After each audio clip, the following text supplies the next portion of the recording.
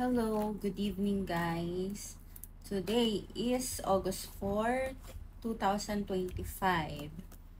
Pang unang turok natin sa pangalawang pen ng Ozempic 0.25 milligrams. Yan.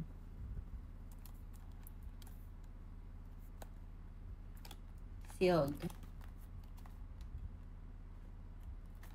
Okay, silipin natin kung anong laman. By the way guys, meron ditong lagayan kung kailan ka mag-i-inject, kailan ka nag-inject, yan. Pwede mong isulat dyan.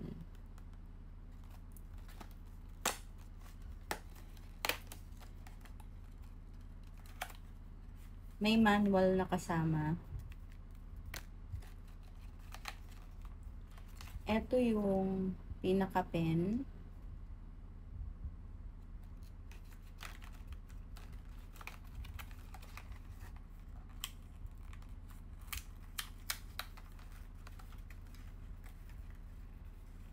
Ito yung 4 niyang needles.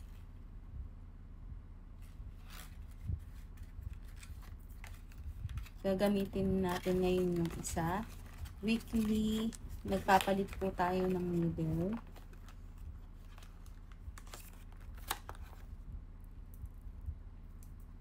Okay. Bakit nga ba tayo gumagamit ng Ozempic?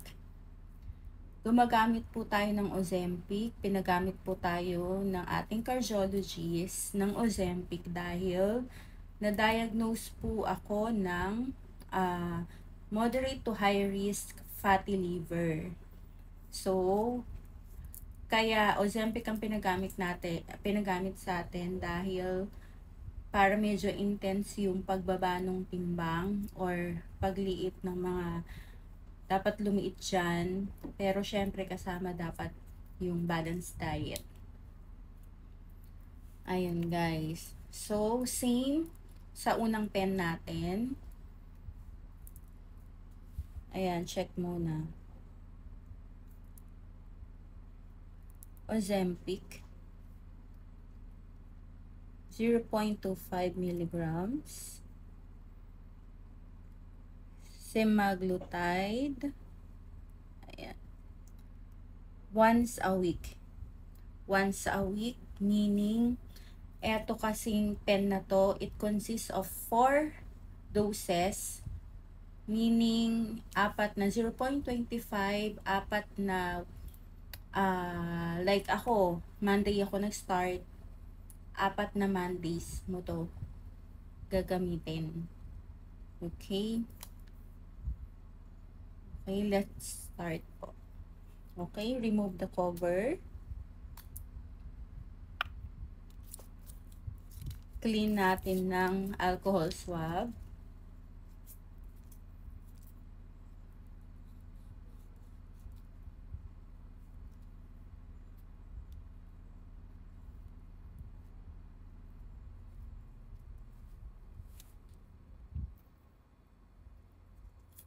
Lagay natin yung needle.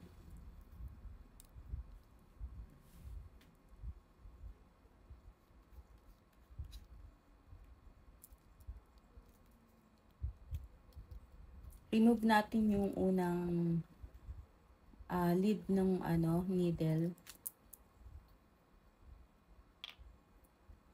Pangalawa, ayan. Meron na siya agad lumabas na liquid, meaning wala siyang kasamang hangin. Okay? Ngayon, dahil unang pen po ito na, pangalawang pen ito na gagamitin natin. So, bago yung pen. Isaset natin siya sa prime. Hanapin natin yung guhit.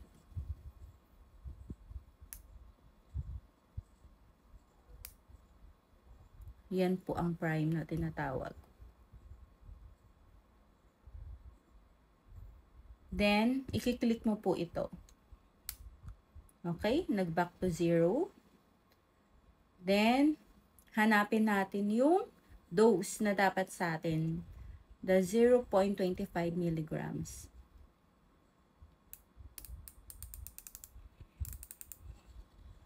Ayan na siya. 0.25 milligrams. Yan, ready na siyang gamitin. Okay, so prepare naman natin yung area na tuturukan.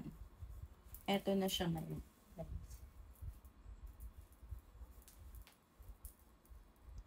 Ipit natin siya. Na heel.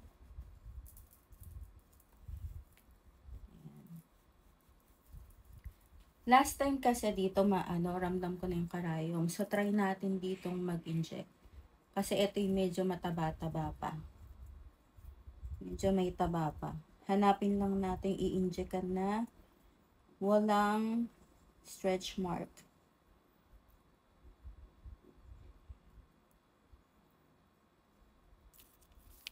Okay, kiklean natin ulit ng alcohol swab.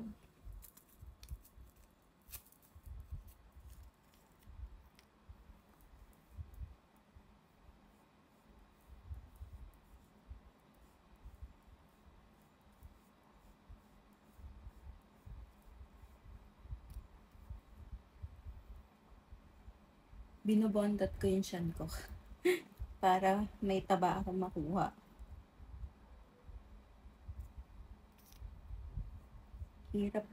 Mahirap niya siya eh.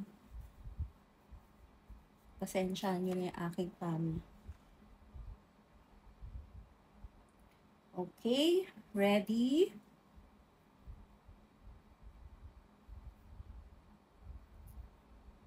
Inhale.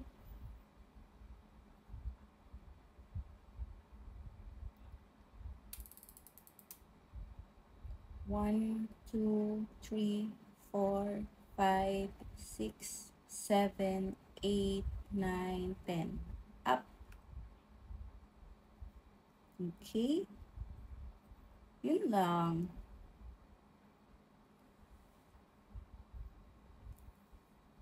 Check natin.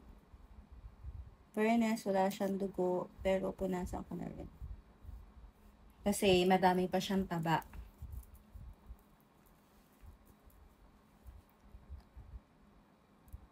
Ngayon, babalik natin yung takip, yung dalawang takip ng needle.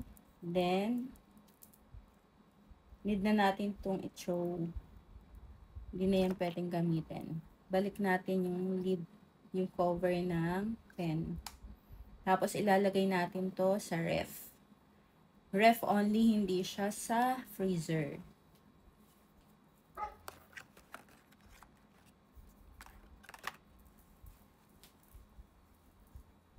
Ayan na siya, guys. Actually, guys, pwede tayong mag-inject dito sa tummy. Pwede dito, kaso, kasi kailangan mo siya i-pinch, diba? So, ang hirap ng solo. Yan. So, ngayon, pwede din siya dito sa thigh. Kaso, ang pangit naman pag pinakita ko sa inyo dito ako nag-inject, no? Gaganon. Kaya, mas okay ako dito sa tummy. Ayan na siya. May konting korte na siya. Huwag yun ang tignan yung kamot, guys. Ayan. Medyo naglulus na yung mga pants natin.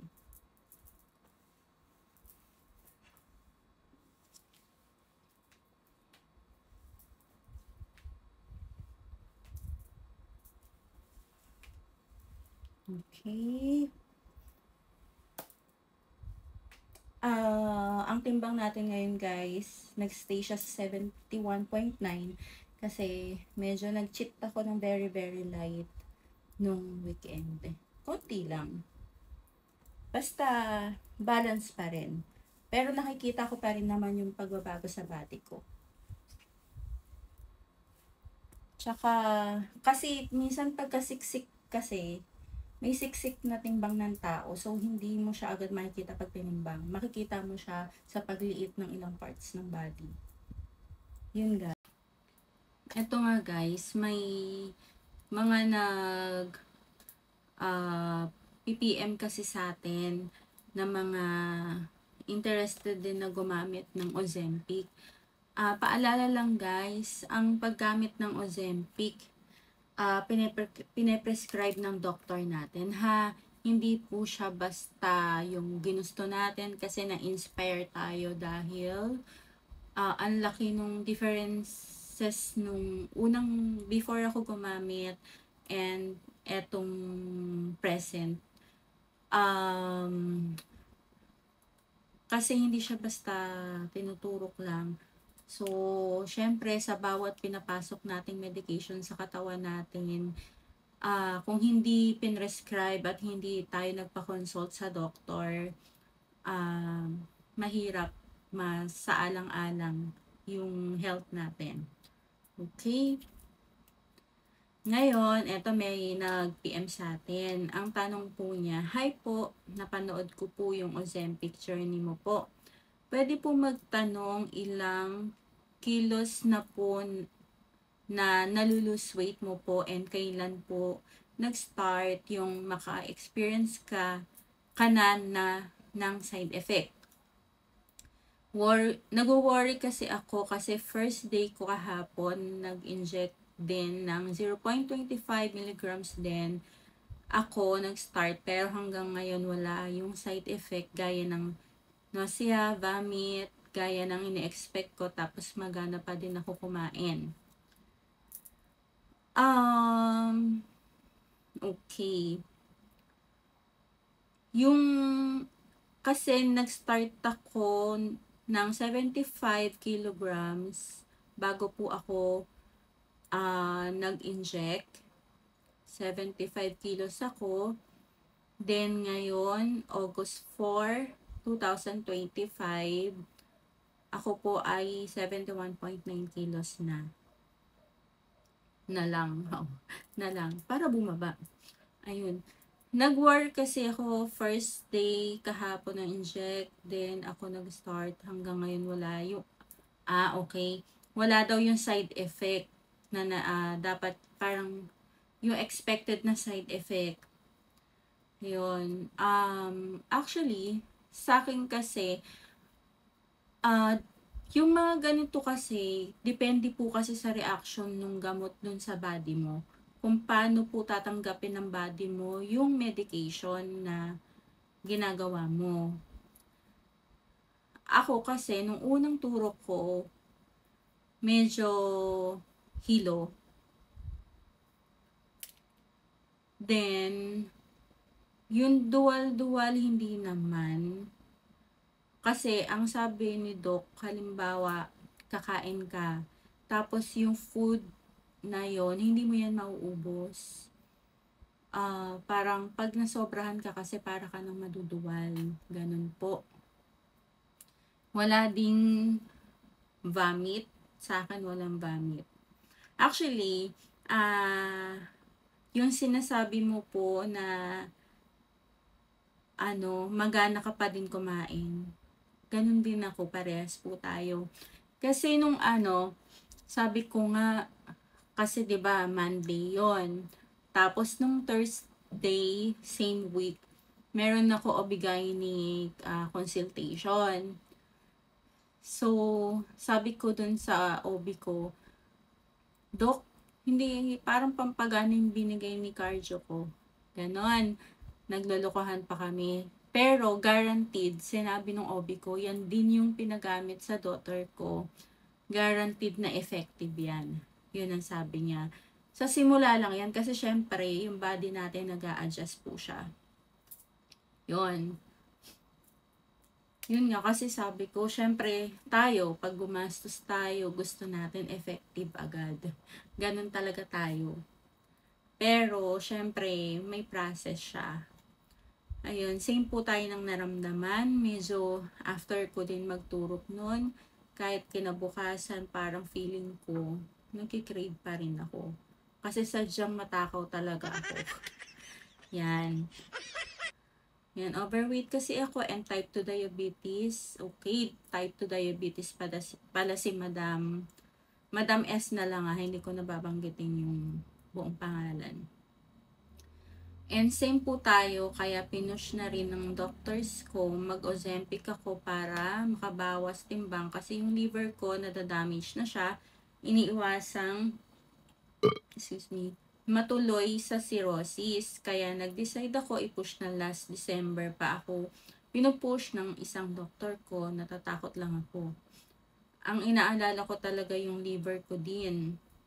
Kaya lang nagtataka ako kahapon pa-inject ko, pero till na wala pa yung ine-expect kong side effect, lalo na mabawasan appetite ko. Pero ang napansin ko na nagno-normal na yung sugar ko ngayon, nasa 90 na lang. Nasa 90 na lang siya, umaga, tanghali at gabi. Ngayon, unlike nung di pa ako nag-start mag-Ozempic, lagi nasa lampas bahagya ng 100. Okay. Yun nga po, Madam S. Yes, hindi kasi basta-basta na makikita natin sa timbang natin yun. Hindi siya basta-basta na parang isang ganun mo, wala na akong gana. Ganon. Yun nga, sabi nga, may process. Pero makikita mo siya sa effect sa body mo. Yung liliit yung ilang part ng body mo, tapos feeling mo hindi ka na bloated, ganyan. Yun dun pa lang sa hindi ka na bloated, ang saya na nun kasi, 'di ba? Alam mong umepekto yung gamot. Syempre, para hindi sayang yung ano natin, pagbili, paggamit, dahil hindi po biro yung presyo. Yung lagi ko sinasabi, eat healthy, balanced diet, more gulay, more fruits, more water. Pwede tayong uminom ng mga laxative like yung mga Pocari Sweat, ganyan. Kasi yun lang iniinom ko. Iwasan natin yung mga soda. Yung mga masyusugar na pagkain, pasta, ganyan. Cakes, syempre ang sarap nun, di ba? Rice, especially yung rice. Kung hindi maiwasan, dahan-dahan, pwedeng mag-shirataki rice. Yun, mas okay. Ayun. Sana, Miss S, nasagot ko po yung tanong mo. Salamat po sa pagsubaybay sa aking Ozempic Turok journey. Abangan po natin yung susunod. Thank you. Fifth dose of Ozempic 0.25 milligrams, Turok journey.